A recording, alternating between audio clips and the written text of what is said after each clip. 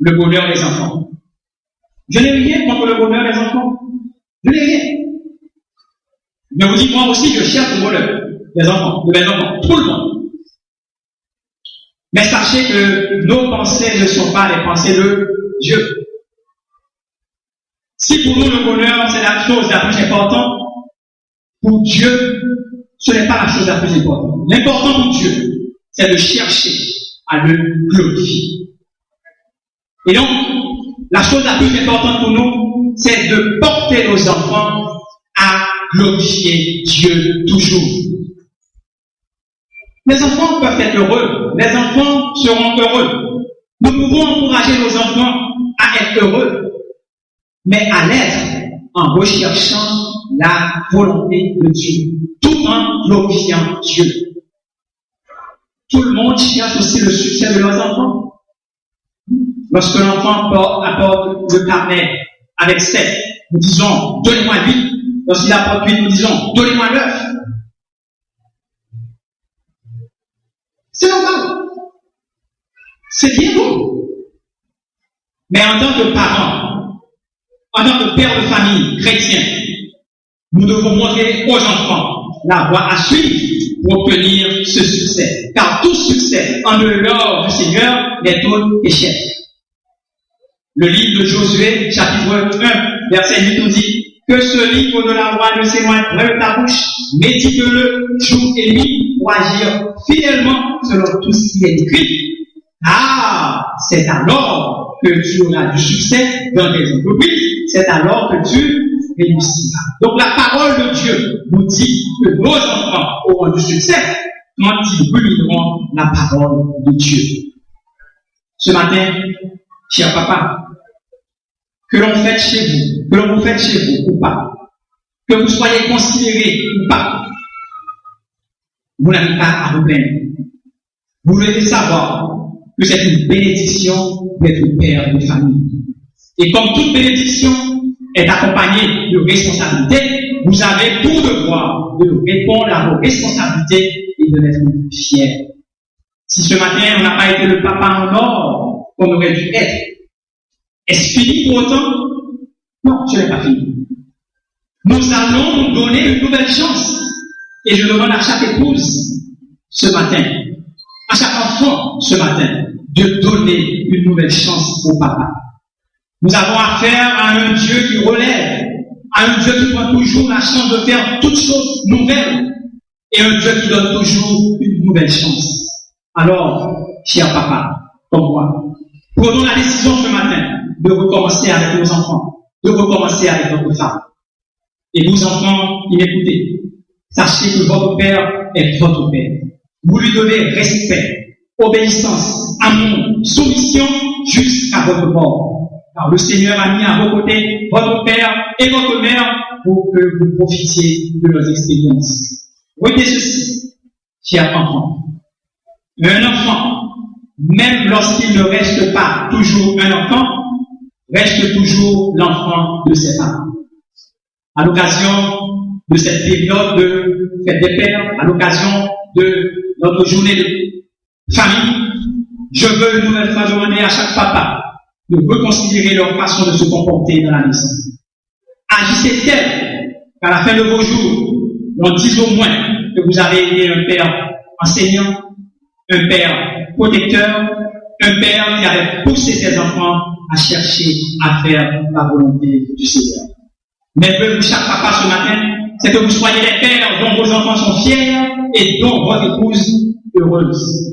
Puisse le Seigneur dans ses compassions nous aider, nous papas, à accomplir dignement et chrétiennement notre rôle, nous aider à devenir ses pères et pourquoi pas ses mères dans l'église, dans le foyer, dans notre société en temps besoin. Il en soit ainsi pour chacun de nous.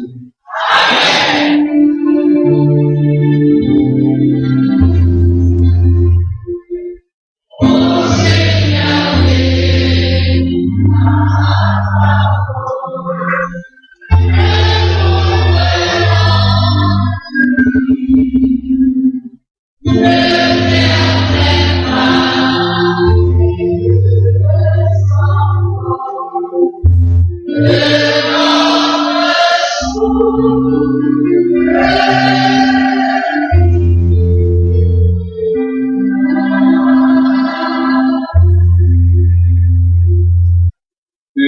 Saint-Esprit, nous avions le bon dépôt de la parole entendue ce matin, et en particulier que nous soyons des papas enseignants, des papas protecteurs, mais aussi des papas qui poussent leurs enfants à accomplir la volonté du Seigneur. Nous allons, mes frères et mes sœurs et Christ, avancer vers la fin de ce culte, tout en ayant en tête la prédication du jour. Nous chantons « Aimer au Sauveur charitable, c'est de mon cœur la grande désir.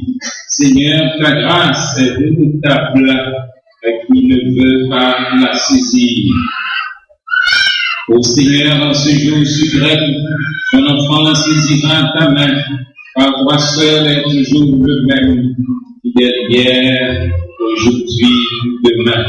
Alors que les membres de Sarah Hippolyte s'avancent pour recueillir cette deuxième offrande, offrande qui nous donnera les moyens nécessaires pour le transport collectif de l'Église. N'oubliez pas l'opération de Yadoken et honnête de tout genre et s'il vous plaît, vos pièces de 20 centimes d'une goutte.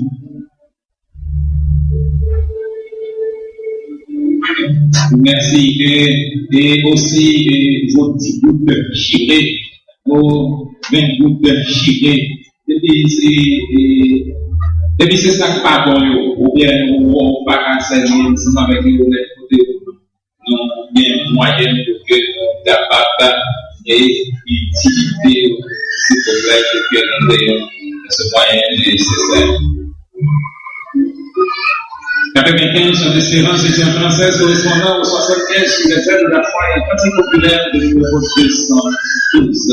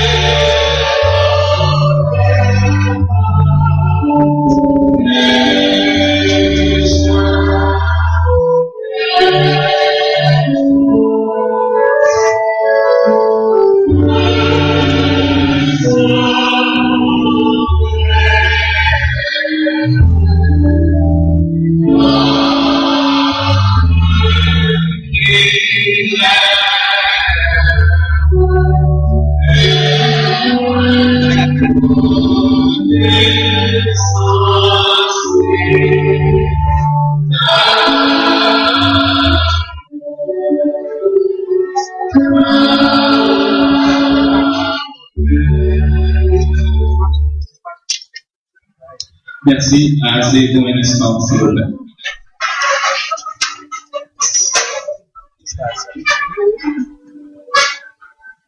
Vous pouvez faire un demi-cercle ici. Ok, ça va. Et chers parents, laissez-nous vous donner la lecture biblique pour cette belle circonstance. Et ces commandements que Dieu te donne aujourd'hui seront dans ton cœur. Tu les inculqueras à tes enfants et tu en parleras quand tu seras dans ta maison, quand tu iras en voyage, quand tu te coucheras et quand tu te lèveras. Dans le cours de l'année, Anne devint enceinte et elle enfanta un fils qu'elle nomma Samuel. Car, dit-elle, je l'ai demandé à l'Éternel. Quand elle m'eut sevré, elle me fit monter avec elle et prit 3 taureaux, un épha de farine et une autre de vin. Elle le mena dans la maison de l'Éternel à Shiloh. L'enfant était encore tout jeune. Ils égorgèrent les taureaux et ils conduisirent l'enfant à Élie. Anne dit, mon Seigneur, pardon, aussi vrai que ton avis, mon Seigneur, je suis cette femme qui me tenait ici près de toi pour prier l'Éternel. C'est pour cet enfant que j'ai prié. Et l'Éternel a exaucé la prière que j'ai lui adressée. Aussi, je vais le prêter à l'Éternel. Il sera toute sa vie prêté à l'Éternel. Et ils se présentèrent là